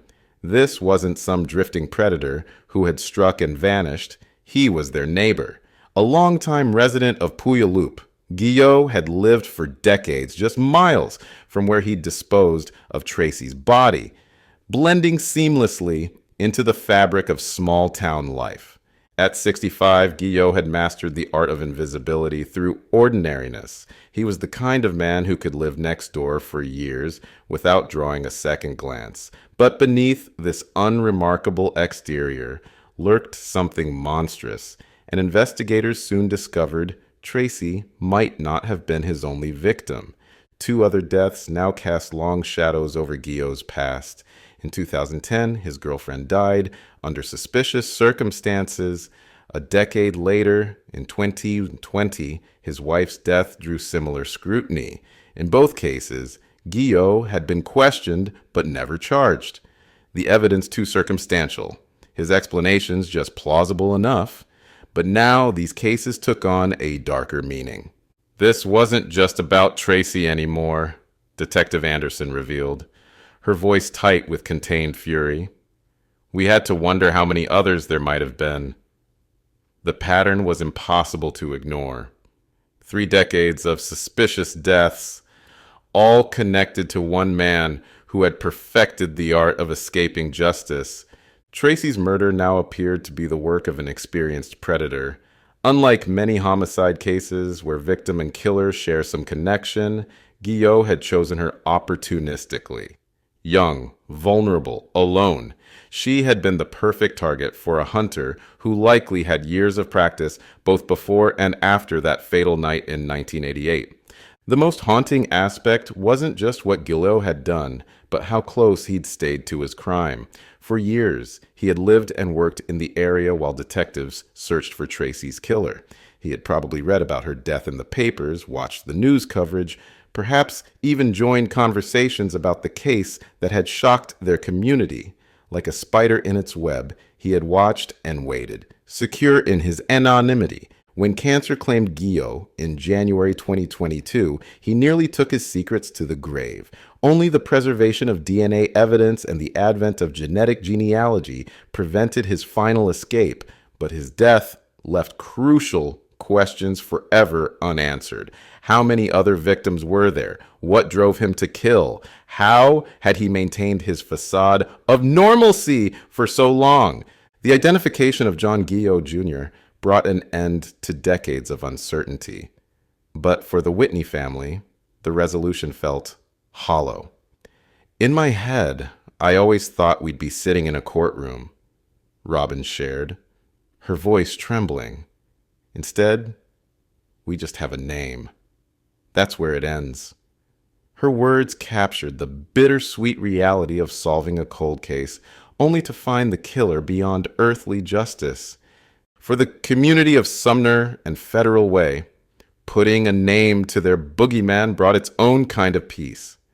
The shadow that had haunted their collective memory for so long finally had a face. But deeper questions remain. How many other victims did Guillot claim? How many more predators walk among us, hiding behind ordinary facades?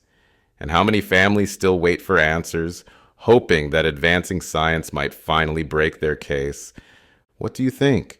Should we pursue cold cases even when traditional justice is impossible? Share your thoughts below. If Tracy's story moved you, help keep her memory alive by subscribing and hitting that notification bell. Remember, every cold case is just one breakthrough away from being solved. Killer of a 17-year-old girl. Her body found in a snowpack off Highway 243 near Banning after she had been raped and bludgeoned to death. After the Riverside County Sheriff's Department received an anonymous tip from a caller. Imagine calling the police to report finding a body. Now imagine that same body was someone you killed. It sounds like something out of a twisted crime novel, but that's exactly what happened in Beaumont, California in 1979. A killer so confident in his ability to evade capture that he literally led police to his own crime scene and then watched them fail to catch him for 45 years. The morning was bitterly cold, snow blanketing the ground along Highway 243 when the anonymous call came in. The caller's voice was steady, almost eerily calm, as he directed law enforcement to what he claimed was a chance discovery. But this was no random find. This was a calculated move by a killer who had just committed what he thought was the perfect crime. What investigators would discover that morning would shake the small town of Beaumont to its core. The body of 17-year-old Esther Gonzalez, brutally raped and beaten, partially buried in the snow. But the most chilling part of this story isn't just the murder itself. It's how the killer hid in plain sight for nearly half a century, protected by a failed polygraph test and the limitations of 1970s forensic science. This isn't just another cold case. This is the story of how a murderer's arrogance led him to report his own crime, counting on the fact that nobody would suspect the helpful citizen who called it in. It's a tale of justice delayed, but not denied, where modern science would finally unravel a killer's decades-old confidence game. This is the story of Esther Gonzalez and the 45-year journey to uncover a truth that was hiding in plain sight all along. It seemed like, with Randy and stuff, they should have brought him in at least to talk to him. I mean, I know he passed his test or whatever, but I don't know. It just seemed like they could have done something more about him. But before we dive deeper into the mystery, I'd like to ask for a small favor. The statistics show that more than 70% of you watching aren't subscribed to the channel yet. If you're enjoying these deep dives into true crime and want to stay updated on future cases, please consider subscribing. It really helps the channel grow and ensures you don't miss out on any new videos. Now, without further ado, let's get back to the case. Beaumont, California, 1979 was a different world. Nestled between mountains and desert, this small town of tightly knit communities was the kind of place where everyone knew their neighbors, where teenagers could walk home after dark without fear, and where violent crime was something that happened in big cities, not in their own backyard. It was here that Esther Gonzalez spent her 17 years, the cherished youngest child of a large, loving family. Being the baby of the family had shaped her entire personality. She was the one who could make everyone smile, the peacemaker, the dreamer. Her sister Elizabeth would later recall how Esther had a way of lighting up any room she entered. Her warm smile and gentle nature making her impossible not to love. She was really sweet. She wouldn't hurt anybody. In early 1979, Esther was living the typical life of a high school senior at Beaumont High. Her days were filled with classes, friends, and dreams of the future that stretched endlessly before her. In just a few months, she would graduate, joining the class of 79 in their caps and gowns, ready to embrace whatever opportunities life had in store. She had that mixture of innocence and hope that defines so many 17-year-olds, old enough to glimpse the adult world ahead, but young enough to still believe in the inherent goodness of people.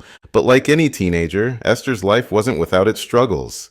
The natural tensions between a young woman seeking independence and parents trying to protect their youngest child occasionally bubbled to the surface.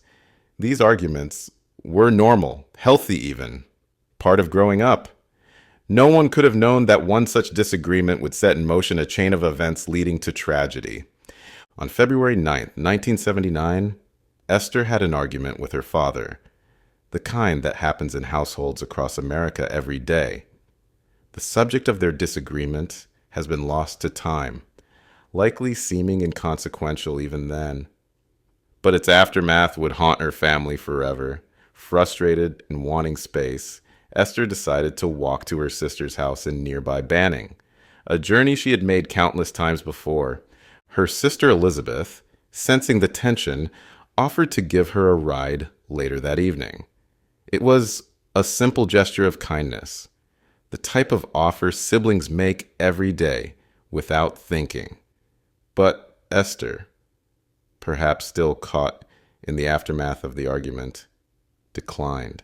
She got upset with my dad. I don't know what he's told her, but she got upset, took off walking. She wanted to walk, to clear her head in the cool winter air.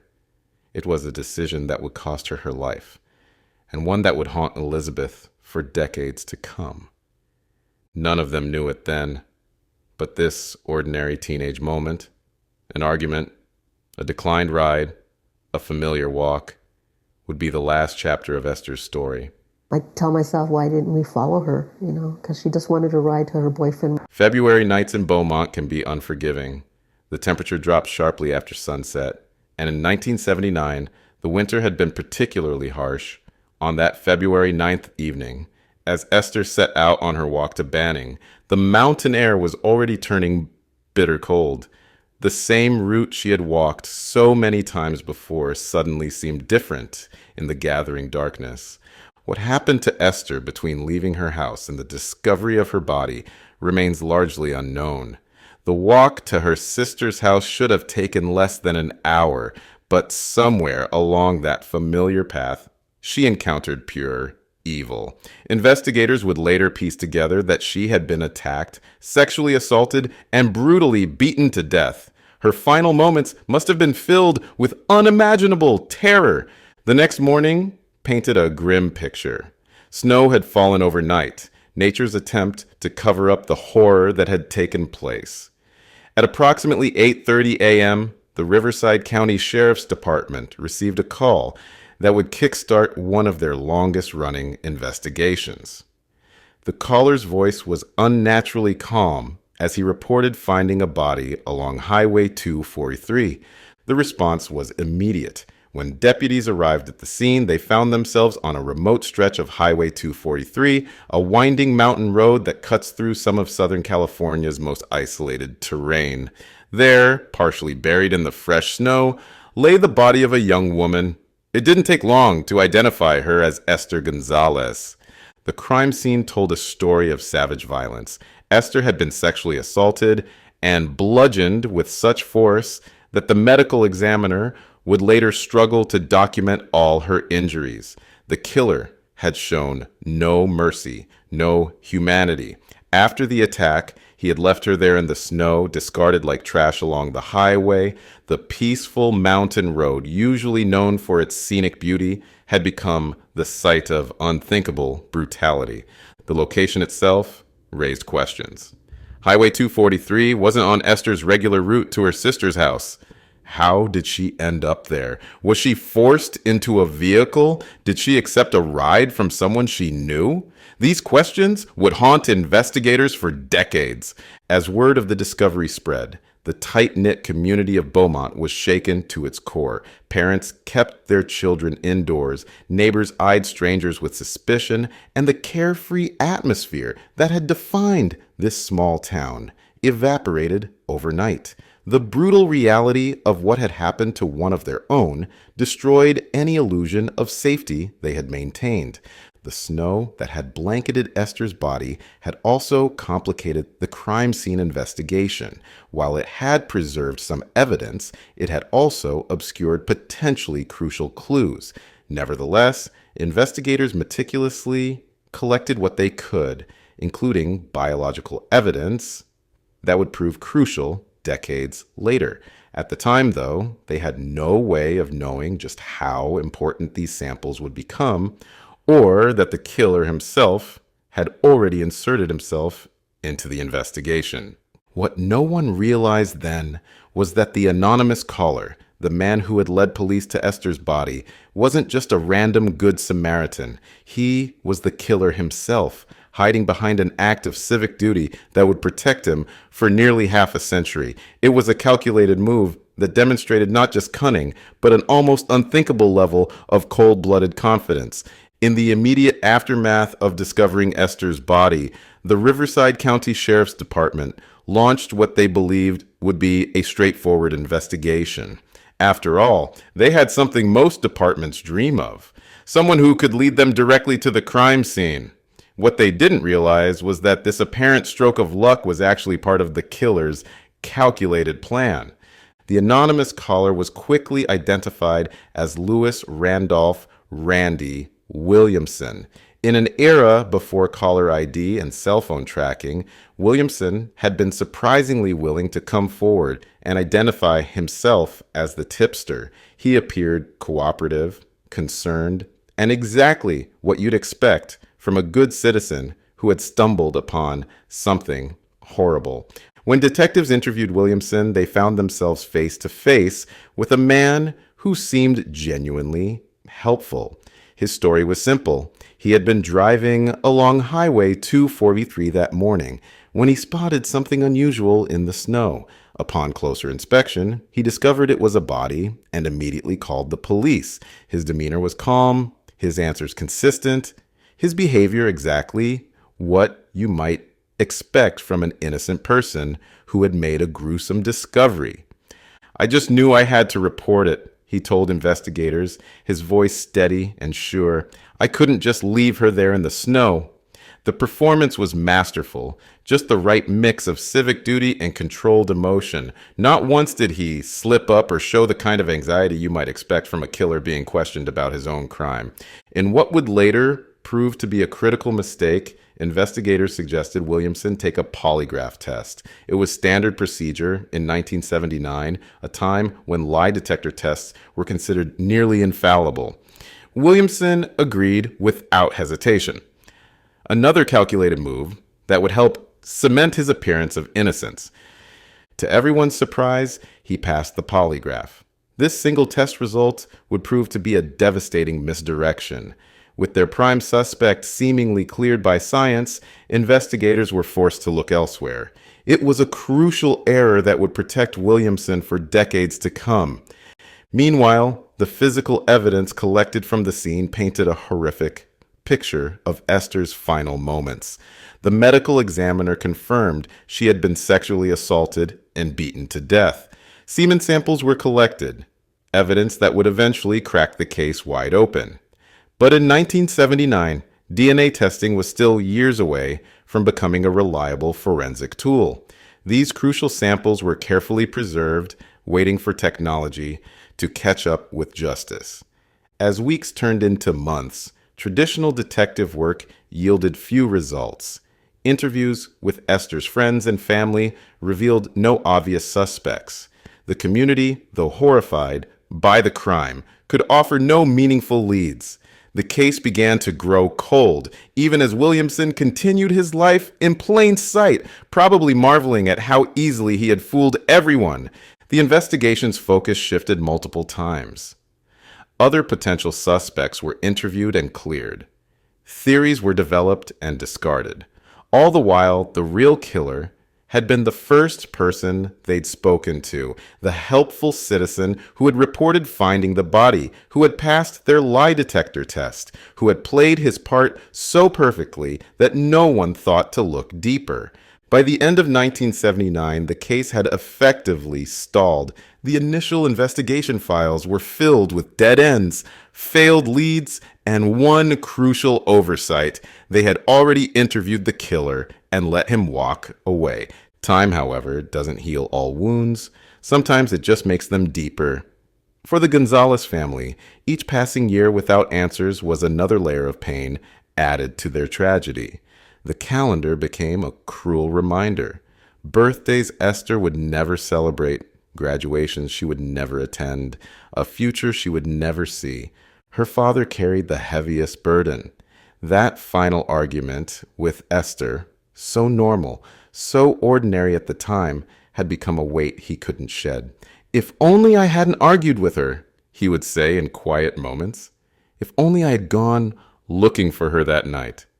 The if-onlys became a litany of regret that echoed through the decades.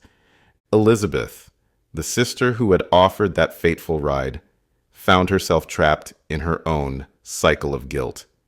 "I should have insisted," she would later tell investigators. "I should have followed her, picked her up anyway." Her loving gesture of offering a ride, rejected in a moment of teenage stubbornness, had become a ghost that haunted her dreams. I tell myself, why didn't we follow her, The 1980s rolled into the 1990s. Beaumont changed. The small town grew larger. Newer families moved in, and younger residents had no memory of the tragedy that had once shaken their community. But for those who remembered, the unsolved murder of Esther Gonzalez remained an open wound, a reminder that a killer still walked among them. The case files gathered dust, but they were never truly forgotten. Different investigators over the years would pull them out, hoping fresh eyes might spot something missed. Each time the case was reopened, the Gonzalez family's hopes would rise, only to be dashed again when no new leads materialized. It was an emotional roller coaster that seemed endless. Meanwhile, forensic science was evolving. The development of DNA testing in the late 1980s revolutionized criminal investigations. Cold cases across the country were being solved through this new technology. Yet Esther's case remained stubbornly closed. The evidence collected in 1979 sat in storage, waiting for its moment. Throughout these years, Louis Randolph Williamson continued living his life in plain sight. Did he think about Esther? Did he feel secure in his deception, protected by that past polygraph test from 1979? Did he ever cross paths with her family in the small town, carrying his dark secret while they grieved? These questions would only be answered decades later. The most painful part of these lost years was watching other cases get solved while Esther's remained open. Each time another cold case made headlines, thanks to DNA evidence or a confession, the Gonzalez family wondered, why not Esther's case? Why not their closure? They didn't know that the evidence that would eventually crack the case was already in police possession, preserved from that snowy morning in 1979. As the new millennium arrived, a new generation of investigators began to take interest in cold cases. Advanced forensic techniques were making the impossible possible. The preserved evidence from Esther's case, including those crucial biological samples, suddenly held new potential. But technology alone wasn't enough. It would take a dedicated team of cold case investigators to finally put all the pieces together. By 2014, when Williamson died of natural causes, no one suspected his connection to the case. He took his secret to the grave, probably believing he had committed the perfect crime. In a twist of fate, a routine blood sample taken during his autopsy would later become the key to unraveling his decades of deception. These were the lost years, years of pain, uncertainty, and unanswered questions, but they were also years of advancing science, preserving evidence, and laying the groundwork for what would eventually become a breakthrough in one of California's most puzzling cold cases. 2023 marked a watershed moment in forensic science.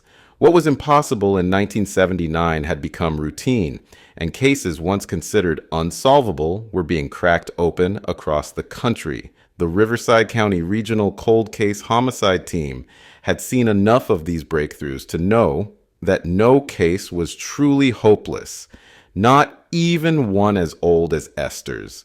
When they reopened Esther's case file, they found themselves looking at evidence that had been waiting patiently for over 4 decades. The semen samples collected from that snowy morning in 1979 had been meticulously preserved, like a message in a bottle waiting to be discovered. But this time, they had something their predecessors didn't: the power of forensic genealogy. Enter Othram, a cutting-edge forensic laboratory in Texas that had been making waves in the true crime community. Unlike traditional DNA labs, Othram specialized in cases others considered impossible: degraded evidence, tiny samples, decades-old specimens. They had developed proprietary techniques that could extract DNA profiles from evidence that other labs might have dismissed as hopeless. The process was painstaking. First, the lab had to determine if they could even get usable DNA from the 45-year-old samples. It was like trying to read a book that had been left out in the rain for decades. The information was there, but accessing it required extraordinary care and cutting-edge technology. These old samples are always a challenge, one Othram scientist would later explain. But sometimes, the older the case, the better preserved the evidence, because it was collected in an era when investigators gathered everything, not knowing what might eventually be useful. Using advanced extraction techniques and next-generation sequencing, the team began building a DNA profile from the preserved evidence. It was a process that would have seemed like science fiction to the original investigators in 1979. Piece by piece, the genetic puzzle came together. Once they had a workable DNA profile, the real detective work began. Forensic genealogists began the meticulous process of building family trees, searching through public databases and tracking down distant relatives who might share genetic markers with their unknown suspect. It was like trying to find a specific drop of water in a river, tracing it back to its source. Then came the moment that changed everything. The DNA profile led them to a familiar name: Lewis Randolph Williamson, the same man who had called in the anonymous tip, the same man who had passed the polygraph test, the same man who had been hiding in plain sight for 45 years. But there was a catch. Williamson had died in 2014, seemingly taking his secrets to the grave. Had they hit another dead end? Not quite. During routine autopsy procedures, a vial of Williamson's blood had been preserved. This final piece of evidence would prove crucial. Once we started looking into Randy further, we determined that that he passed away in 2014, and that when he passed away, during his autopsy they had collected a vial of blood. When investigators compared the DNA from Williamson's preserved blood sample to the evidence collected from Esther's body, they found an exact match. The science was irrefutable. The mystery caller who had led police to Esther's body hadn't just discovered her by chance. He was her killer. Williamson hadn't just committed murder. He had orchestrated one of the most audacious cover-ups imaginable. While other killers ran from their crimes, he had walked straight into the investigation, using his anonymous call not as an act of conscience, but as his insurance policy. His performance had been masterful. The detective's notes from 1979 revealed a man so convincing, so seemingly genuine, that even a polygraph test couldn't detect his deception. Every move was calculated. From choosing Highway 243, far from Esther's normal route, to his composed demeanor during questioning. He had selected the perfect spot to commit his crime, and later discover the body without raising suspicion. The timing of his death in 2014 meant Williamson had escaped earthly justice, living 35 years as a free man while the Gonzalez family suffered. Elizabeth, Esther's sister, captured the family's mixed emotions. Part of me is relieved to finally know, but another part is angry that he took this secret to his grave. We feel closure. I mean, I know he died, but, he's got to face God, so that's what I'd be afraid of. I'm just glad that we finally found out who it was. The revelation sent shockwaves through Beaumont. Residents who had interacted with Williamson over the decades struggled to reconcile the helpful citizen they knew with the monster he truly was. But while many questions died with him, his case proved something crucial. There is no such thing as a perfect crime. As we close this tragic chapter, we're left wondering, how many other killers have hidden behind masks of civic duty?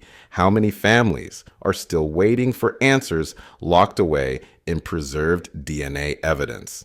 Williamson might have died, thinking he had committed the perfect crime, but justice had its own timeline. DNA doesn't forget, and secrets don't stay buried forever.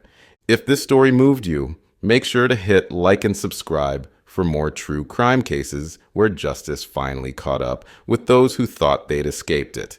Leave a comment below. What other cold cases do you think could be solved with today's technology? Until next time, remember, it's never too late for the truth to emerge.